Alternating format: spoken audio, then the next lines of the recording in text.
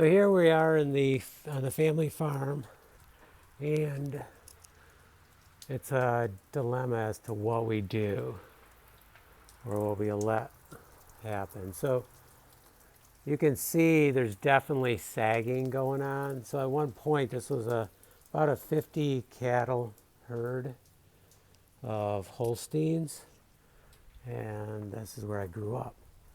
So the question is do we, it's been going downhill. Like, we did used to do some repair, and the parents did have it painted, and we friend did some block wall here to keep it secure. So stuff has happened over the years, but probably more needs to happen or this will go downhill. And there is signs of it deteriorating now. So what does it have going for it? Massive stone walls, which are very solid, no real sign of degradation. They're really, it's holding. They're really holding well. Now, yes, the window areas need a lot of work. And I would think we would want more support in here. For example, right here is a big piece of, like, a post was taken out of there. And I see other places where posts were taken out of that were in here at one point. So, and these are big beams here. These are, gosh, it must be about 12 by 12s going across there. But you still need good support.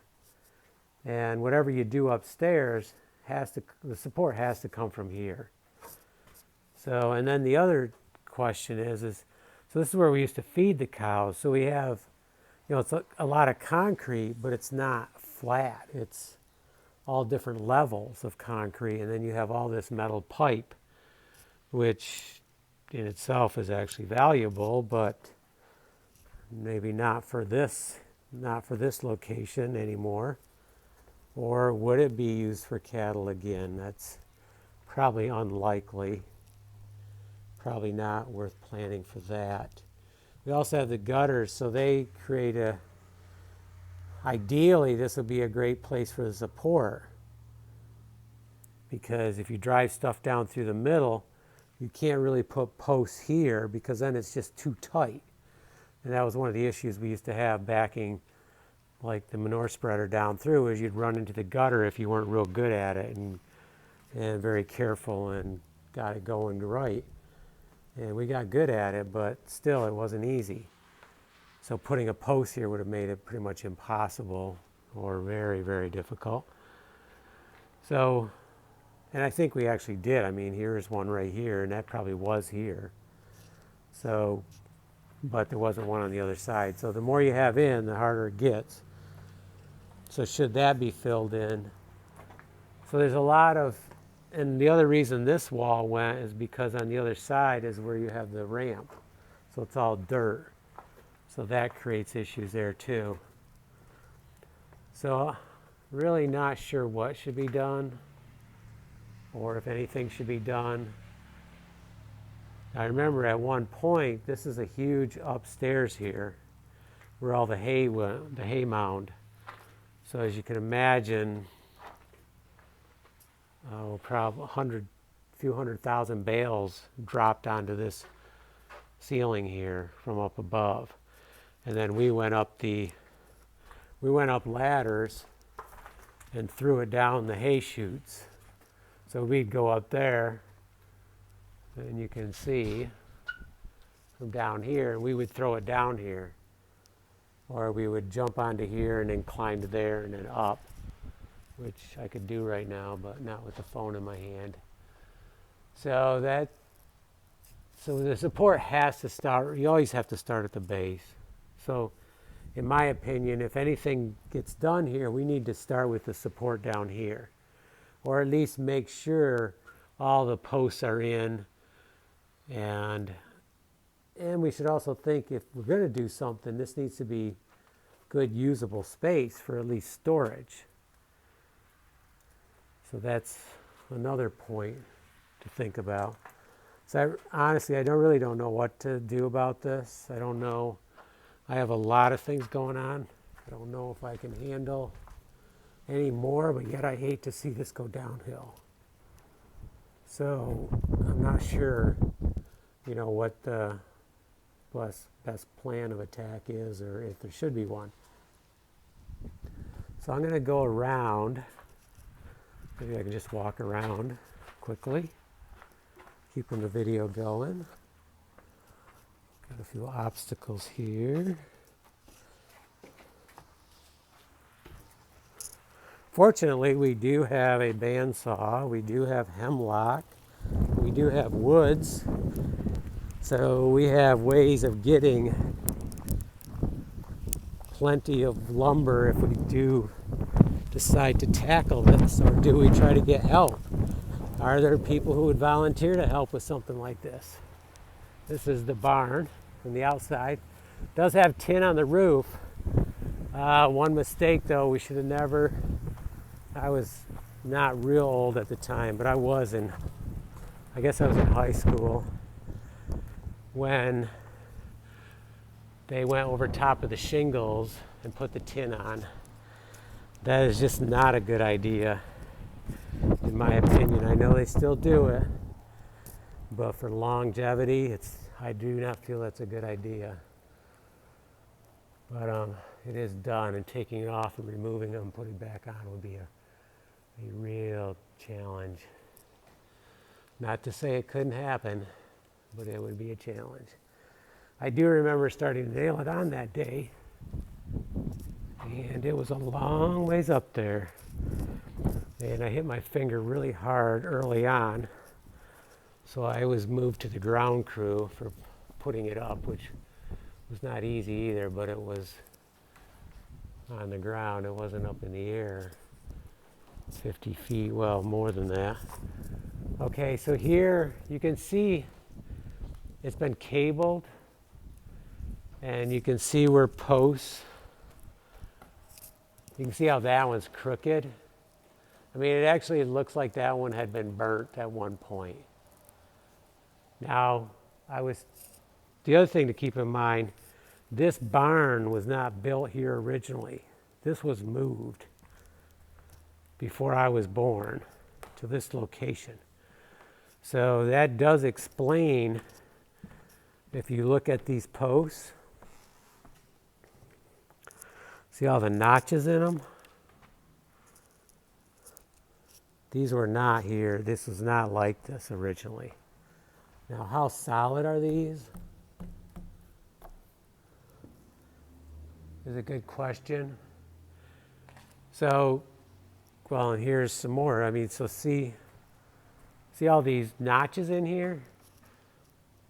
That just shows that these boards were used elsewhere originally, these posts, these beams, and then they were moved here and used. So one of the questions is, and this is all the post and beam construction, and look at, I don't know if you can see that, but do you see how crooked that is?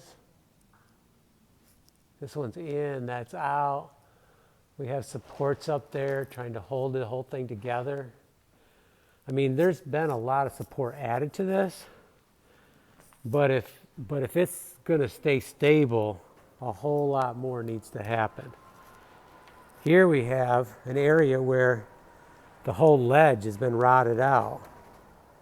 And you can see there was I'm sure there was a 2x8 that laid on there, and then the outer boards were nailed to that, and I remember re-nailing them.